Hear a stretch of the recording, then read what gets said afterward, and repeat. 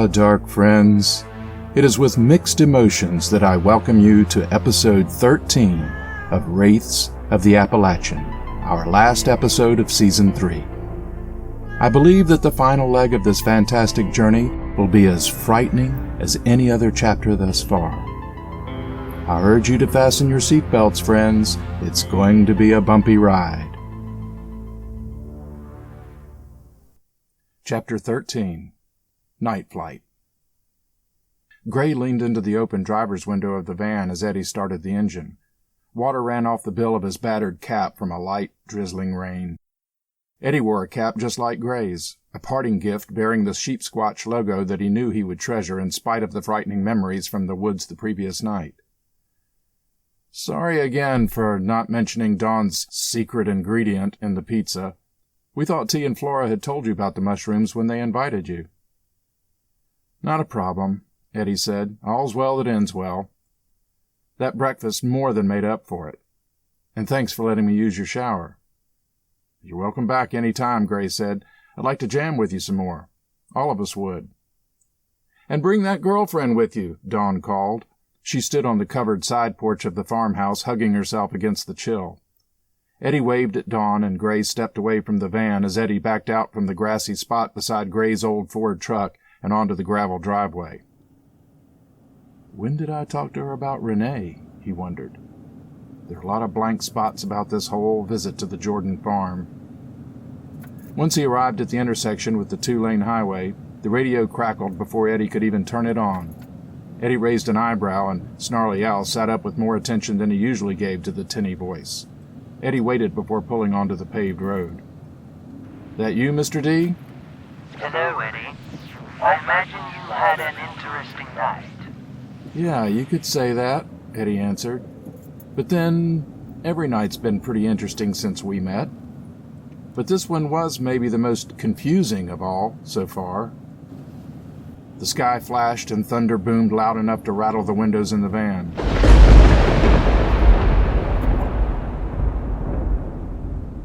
I imagine so, but first I bet you'd like to know which way to turn. That would be nice, yes. Take a left and head back to I-68. You'll be taking the interstate east into Maryland. Eddie did as Mr. D had directed and asked, This'll be a full-day trip, then? Only about 3 hours or so. You'll be traveling to the South Mountain State Park. Kind of a messy night for camping if this rain doesn't let up, Eddie said. The sky was darker than when they had left the farm. I don't think you'll be camping, but I hope you have good rain gear since you will be hiking some. Sounds delightful. They rode in silence until Eddie spoke again. So what was up with that scene in the woods last night, with the carousel and all? Did that really happen, or was it just a crazy hallucination from the psilocybin? You make it sound like it has to be one or the other. Doesn't it? Everything is real, Eddie. I thought we covered that. But some things are realer than others, right? The radio was quiet. Well, maybe you can tell me about Nick and that white sheep squatch thing, whatever it was. They seemed to be fighting. They were indeed. What were they fighting about? What did it seem like to you? Eddie blew out a breath, but this time he didn't get angry at Mr. D's avoidance of a direct answer. Well, it seemed like they were fighting about me, and somehow Renee.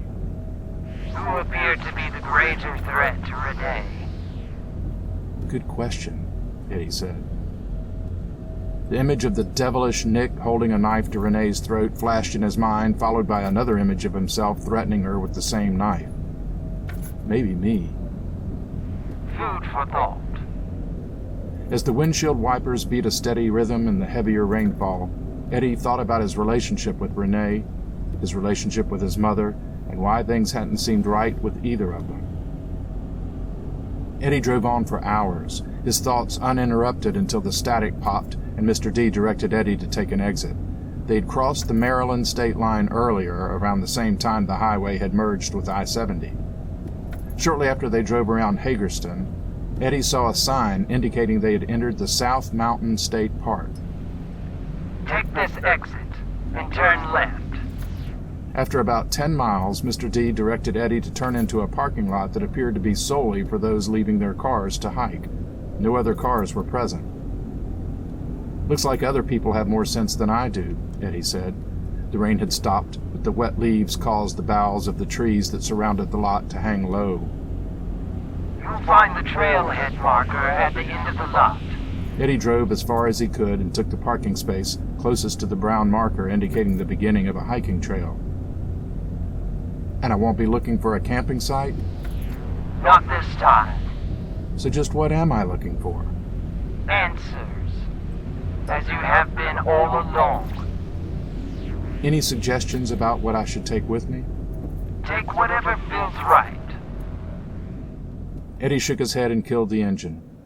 Snarly Yow looked at him expectantly as he opened the driver's door. "Come on, fella, let's see what lies in store next." He looked at the sky and decided to leave the hood of his jacket down and stepped out onto the wet pavement. The wolfhound bounded across the seat as Eddie held the door open and followed Eddie to the back of the van where Eddie surveyed his gear. Apparently we don't need the stove or the tent, so that's good at least. He pulled his backpack and surveyed its contents. A couple of waters and some snacks would probably be smart to have, I guess. He grabbed an extra bottle of water and a bag of trail mix from his dwindling supply of groceries and put them into his pack. He looked into the carry-all and pondered whether to take the hatchet or not. Shrugging, he grabbed it and the flashlight and put them into the backpack. The guitar sat secured under the back seat, with a blanket blocking it from any curious eyes that might investigate the locked van. Shutting the door, he turned to Snarly Yow. "Guess we're ready for the next adventure, huh, boy?" The wolfhound's tail wagged twice, and they worked their way to the trail. The path led them down into a thickly wooded vale where mist hugged the ground.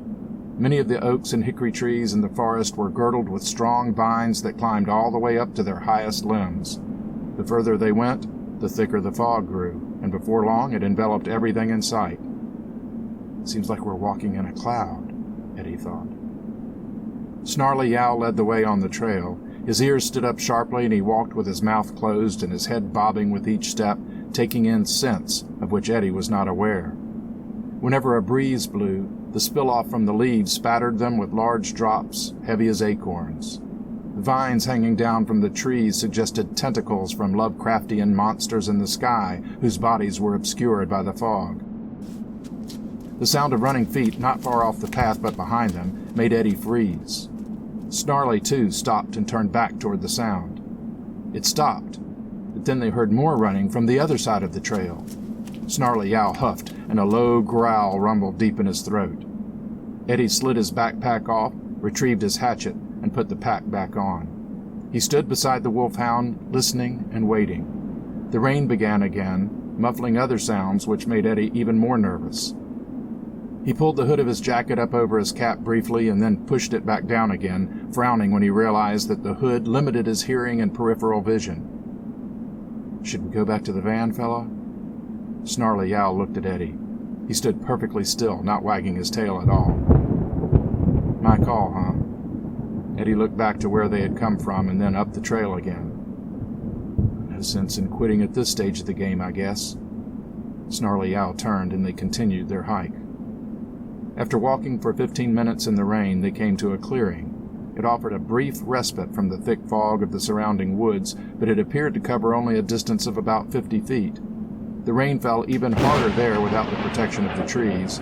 Before they could attempt to cross the cleared space, they heard the running footsteps again.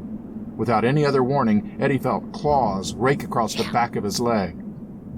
He turned to see the pale form of one of the goblin things crouching, with blood from Eddie's leg glistening on its claws. Snarly Yow darted past Eddie, nearly knocking him to the ground as he leapt for the thing's throat. He took the creature down as Eddie stood watching, too shocked to do much else. But then another creature pounced on Eddie's back. He staggered and nearly fell to his knees. Snarly Yow turned from the goblin he had attacked, which lay still on the trail, its throat torn open and bleeding. With a fierce growl, Snarly launched himself at the goblin on Eddie's back.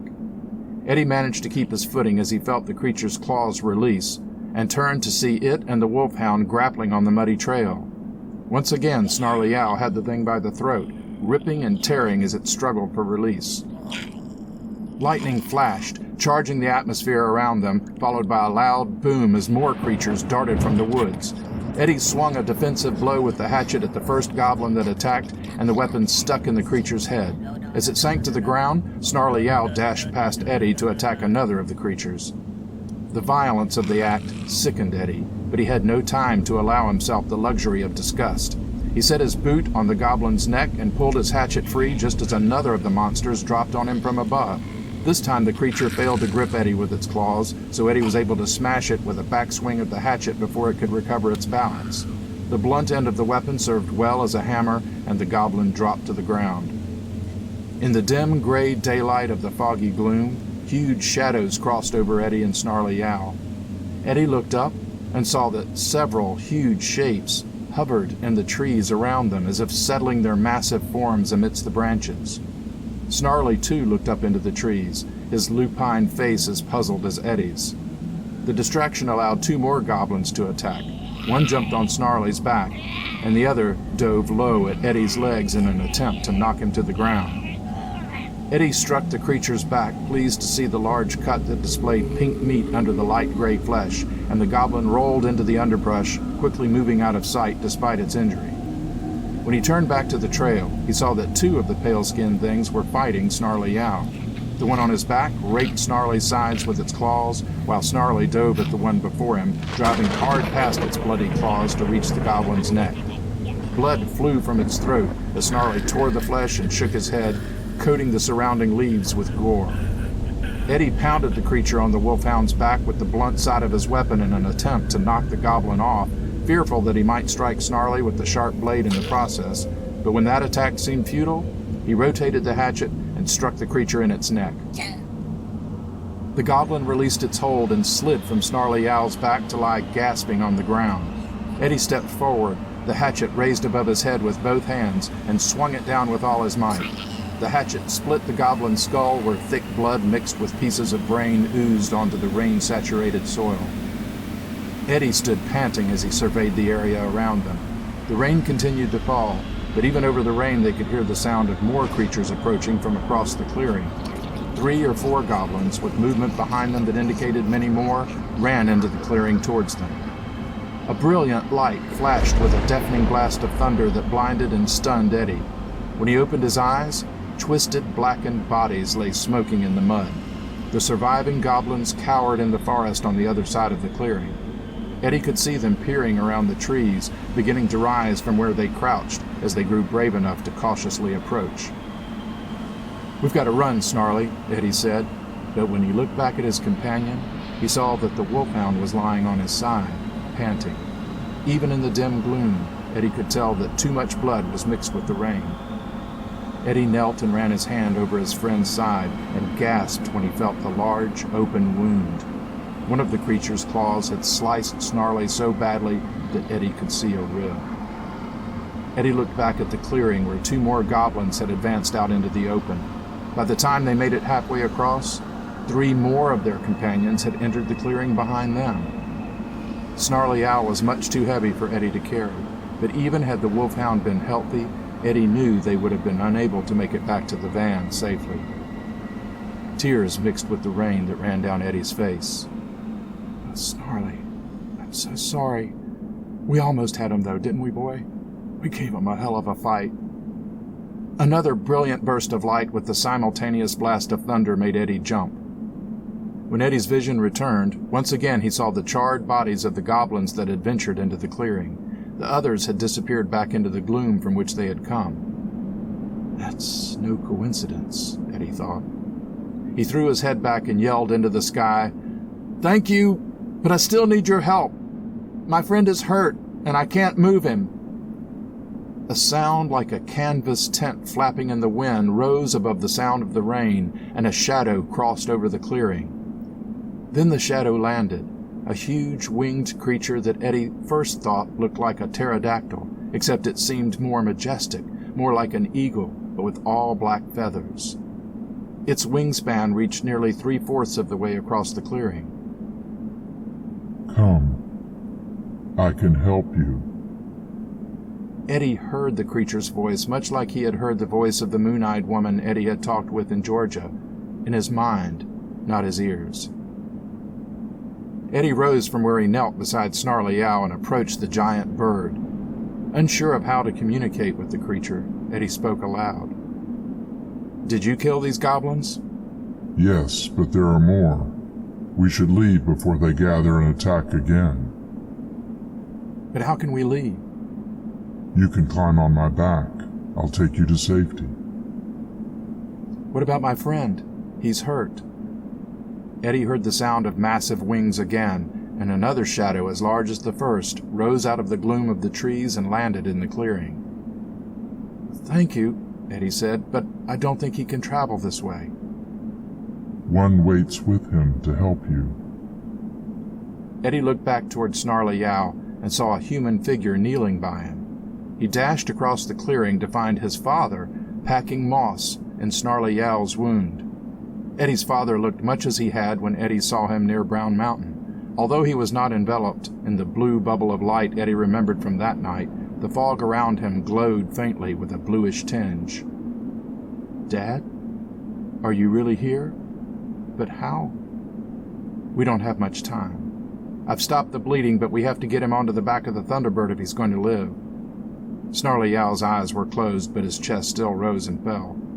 Eddie's mind reeled with the overwhelming information flooding him. "Quickly, son. There will be time for explanation later. It may be too late to save the beast as it is." "Okay, so maybe together we can lift him onto the Thunderbird? But how will he stay on?" "Cut some of the creeper vines from these trees. They're as sturdy as rope." Eddie found it relatively easy to separate long lengths of vine from the trees, plenty enough for their purpose. He and his father lifted Snarly Yow and carried him over to rest him on the broad back of the gigantic bird. Then together they bound the vines around the wings of the bird, near its body, and around Snarly Yow's body so that he wouldn't roll with the movements of the bird. Eddie rose after kneeling to secure the vines snugly on his side and frowned. "Dad?"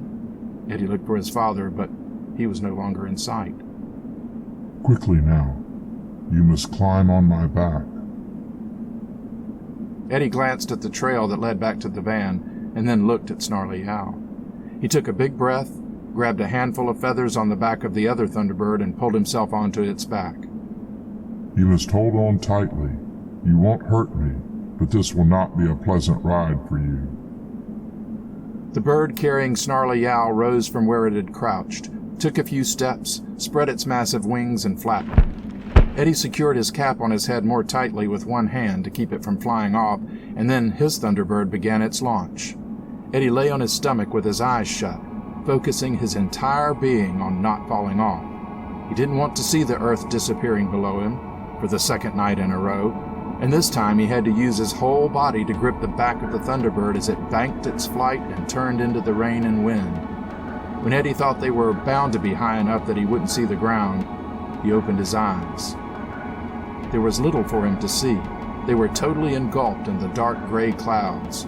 Rain lashed at him so hard that he wanted only to close his eyes again until this ride was over, but he needed to see if Snarly Yow's Thunderbird was flying beside him. First, he turned his head to look to either side while keeping one cheek against the wet feathers as much as possible. Eventually, he worked up the courage to raise his head and look ahead and behind, but he saw no sign of the other bird. A brilliant flash made his body tingle, and Eddie felt the thunder throughout his entire body. He was so frightened he couldn't even scream.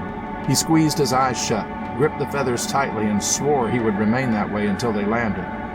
Periodically, Eddie saw the insides of his eyelids light up like a movie screen awash in red light as thunder threatened to shake him off the back of the gigantic bird.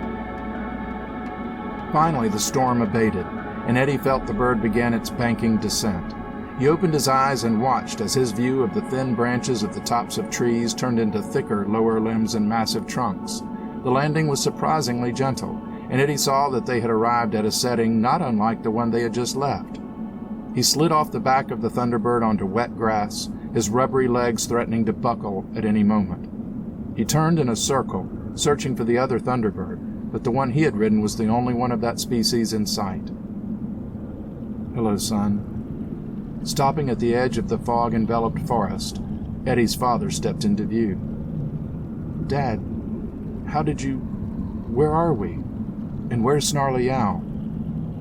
I don't know, his father answered, but I'm sure he's in the best place he can be, just as you are. I don't understand. Walk with me. I can't answer all of your questions, and I have only a short time, but all can be well if you let it. Eddie stepped up to where his father waited and then fell in step beside him as they followed a path into the woods. Before long, Eddie saw that the terrain was actually a bit different than the forest he had left in the South Mountain State Park. There were still vines growing around the trunks of the trees and hanging in the branches, but they looked different, more menacing. Some that were no longer attached to the ground writhed and twisted eerily in the wind, like snakes searching for food. Hope they can't sense the vine juice on my hatchet, Eddie thought as he stepped off the path to avoid a vine that slithered toward them along the ground. This doesn't feel good.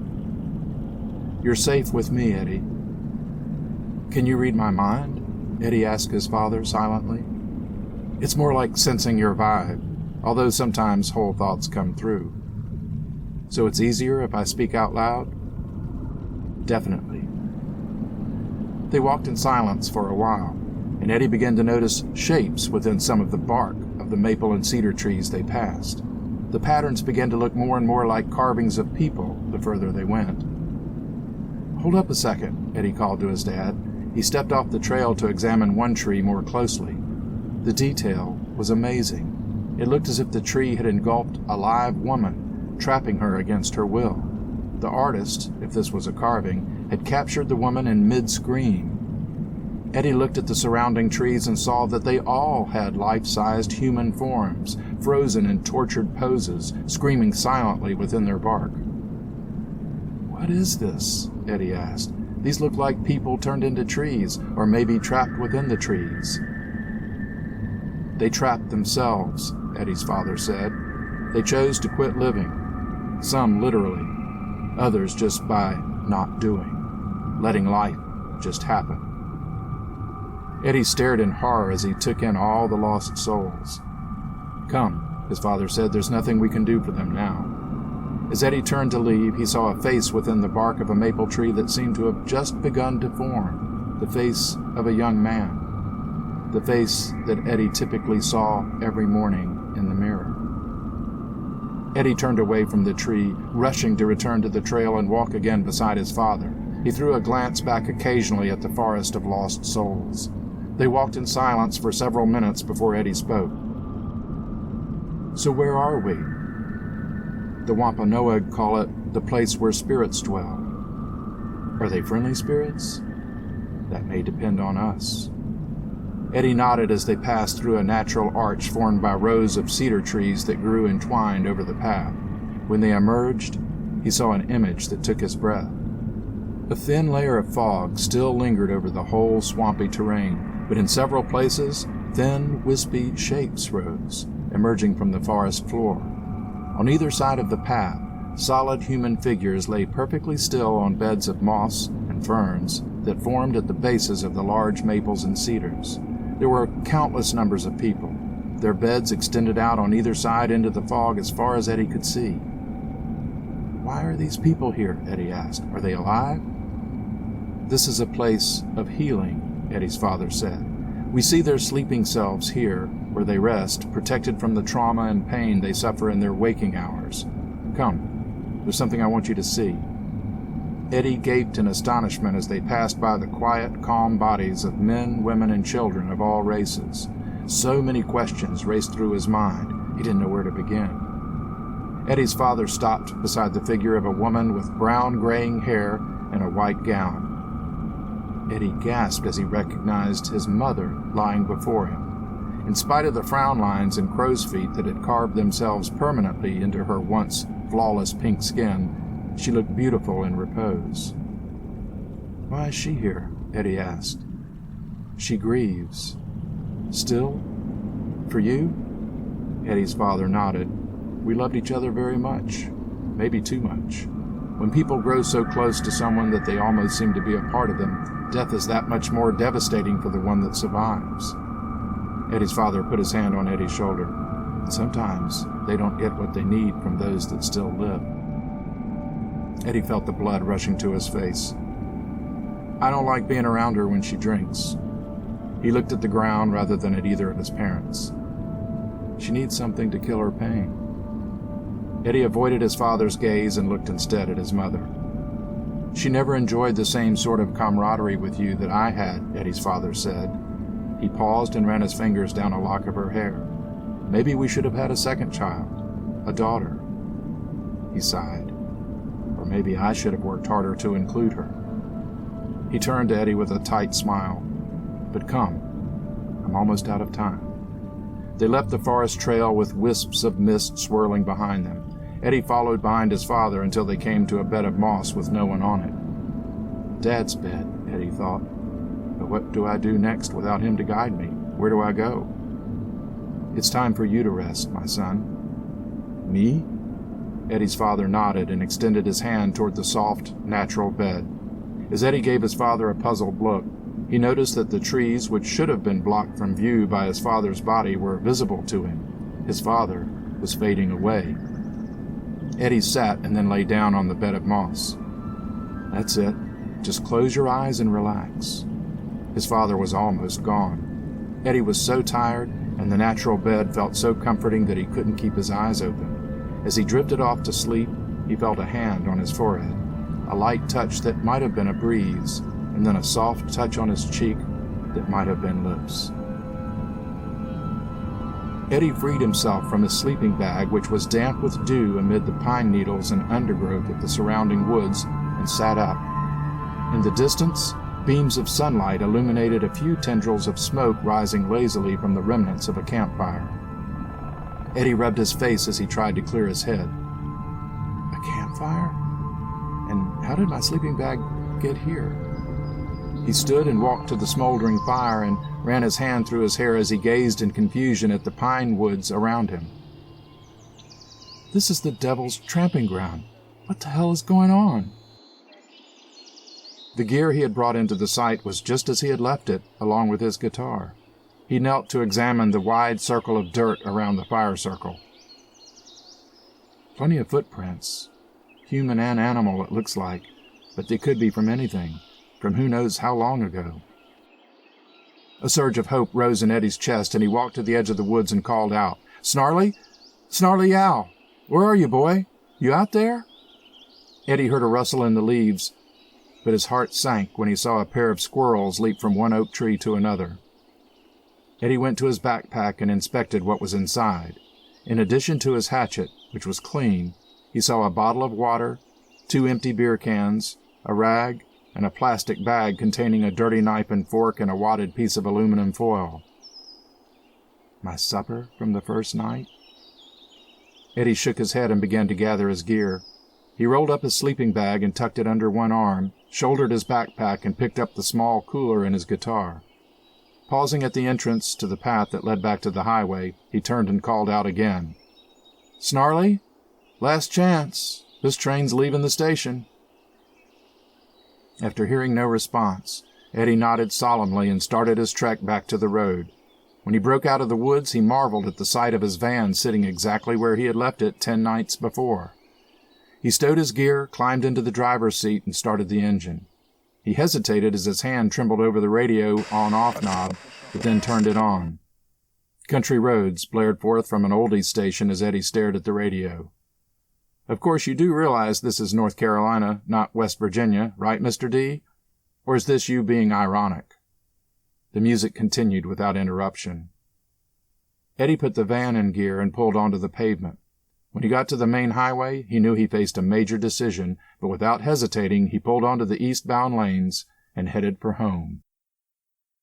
When Eddie pulled into his usual space next to Renee's little red Kia in the apartment parking lot, he left everything, including his guitar, in the van. He found the apartment door locked, as Renee was prone to do when Eddie was not there.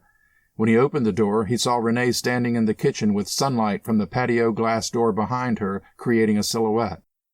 They stared at each other for a long, awkward moment before Renee spoke. Well, how was your trip? Her voice sounded frail, as if she might be fighting to control it. Eddie took 2 steps toward her and noticed the tears brimming in her eyes. It is hard to describe. I missed you. Did you? Renee bit her lip. Eddie nodded. More than anything. I'd really like to believe that. Eddie closed the distance between them and took her in his arms. He kissed her and then hugged her, loving the scent of the shampoo in her hair and realizing how much he had missed the most mundane things. I was just so confused and upset, he said into her ear, still hugging her. But I know you're the one thing I care about the most. The dam of emotions burst, and Eddie felt Renee's body shaking. Oh, Eddie, I was so scared that you were going to leave me, that you didn't love me anymore. Renee, I'm still confused about a lot of stuff, but the one thing I'm not confused about at all is how I feel about you. That no matter what's to come in the future, I want that future to be with you. Eddie pulled back and wiped her tears from her cheeks and kissed her again. So do you want some coffee or anything while you tell me what happened yesterday? She asked, smiling weakly as she struggled to regain her composure. Yesterday? Yeah, and, well, last night, too. Renee, I've been gone for over a week. Renee frowned and rubbed her eyes, wiping the rest of her tears away. You just left yesterday. There's the note you left. She gestured toward the kitchen table. Eddie sat in one of the wicker chairs at the small glass table and buried his face in his hands. Eddie, are you all right? I really don't know. I swear, I think I've been gone for days. I've been to Georgia and Tennessee, to West Virginia and Maryland, and somewhere else I don't even know where. Renee sat beside him and took one of his hands to hold in both of her own. You've obviously been through something very stressful. You think I'm going crazy? Renee looked at him and smiled sadly. 'Cause I think I might be. Eddie's voice trembled as he tried not to break down. Whatever it is, I think we can figure it out. Together. She kissed his hands and touched the side of his face. Sometimes when I feel stressed out, it helps to take a nice, hot shower.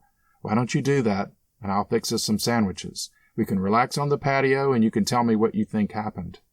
Eddie nodded, got up, and made his way back to their bedroom and bath. When Eddie came back into the kitchen, he saw that Renee was already sitting on the patio with 2 sandwiches and 2 beers and frosted glasses the way Eddie liked them. He smiled weakly and took a seat across from her. Feeling any better? She asked. Yeah, a little, thanks.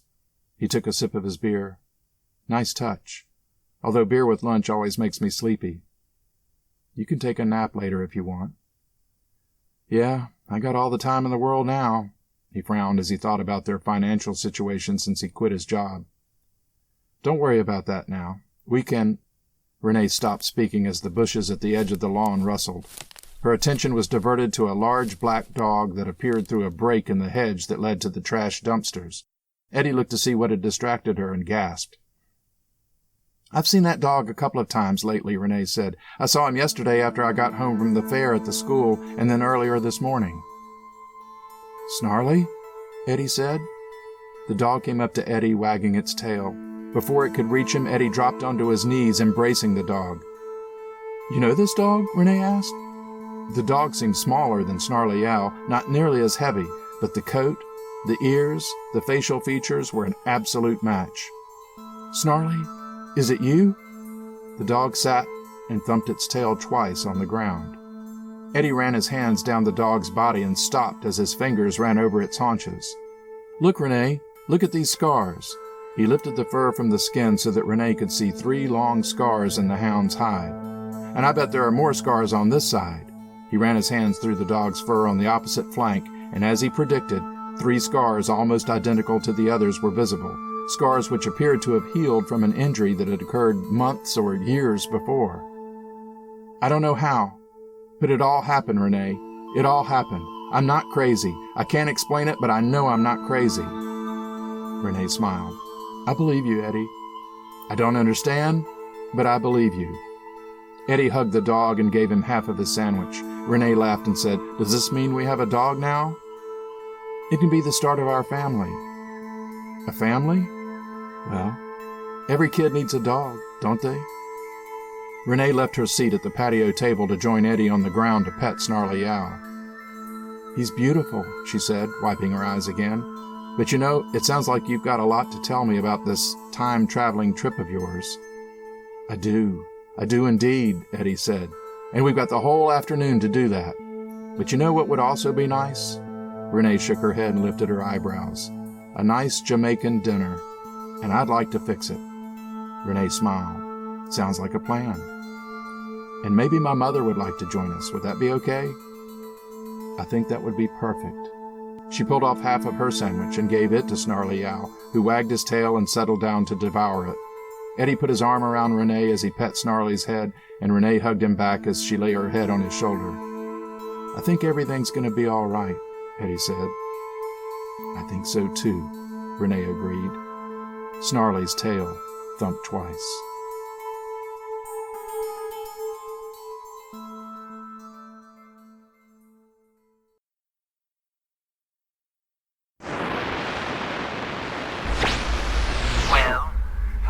Love a happy ending.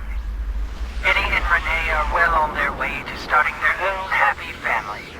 They even have a dog. But perhaps you're still left with a few questions.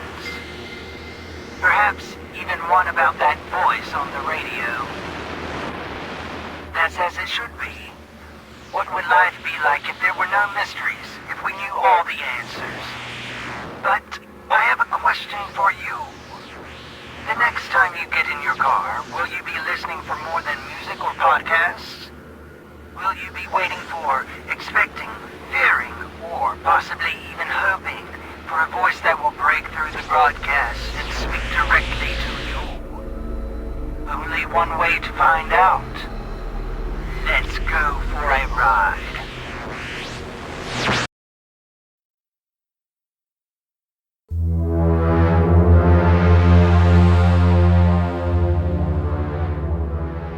Well, there we have it, dark friends. The conclusion of our tale. I hope you found it entertaining. If you found yourself attached to Snarly Yow, be comforted that you can learn all about real wolf dogs by visiting fullmoonfarm.org to see how this incredible non-profit charity is taking care of these beautiful creatures who found themselves, for various reasons, without a home and in danger of being euthanized. Visit the Facebook page for the Full Moon Wolf Dog Sanctuary, where you can see some of the beautiful dogs that they care for and learn how you can help. You can find the link on my website. There are far too many people to thank who have helped me create this journey for you, and I'll just leave that for you to read about on the Dark Corners page or in my newsletter. I know as you listen to these episodes that you just had to have enjoyed the music of Mombi Yulman. Don't forget that the music you heard in Season 3, as well as the other seasons of Dark Corners, can be heard and purchased on Mombi's website at mombiyulman.bandcamp.com. And I must offer a special word of thanks to my collaborator, Mombi Yulman, because aside from creating the wonderful music for Wraiths of the Appalachian, he also provided the voice for the mysterious Mr. D. For those of you who would like to own Wraiths of the Appalachian in book form, visit my website at davidallenboyles.com to see how you can purchase one. Of course, you'll find my other books there too. That's all for now, dark friends. Please take care, and I'll see you again soon in the Dark Corners.